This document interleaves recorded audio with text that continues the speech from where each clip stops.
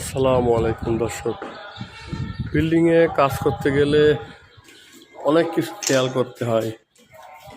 মিস্ত্রিরা কাজ করে দেখা যাচ্ছে 2 দিন কামাই করছে, আসেনি।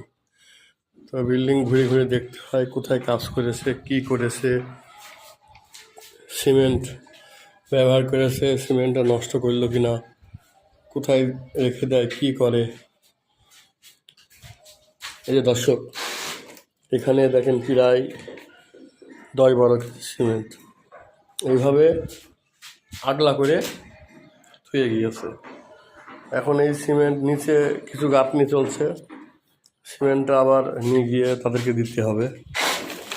ঢালাই করেছে, ঢালাইয়ের পরে এই সিমেন্টটুকু রয়েছে। এটা তো বাঁধতে হবে বা খেয়াল করবে, খেয়াল করিনি। বিল্ডিংয়ে কাজ করতে গেলে অনেক কিছু খেয়াল করতে হয়।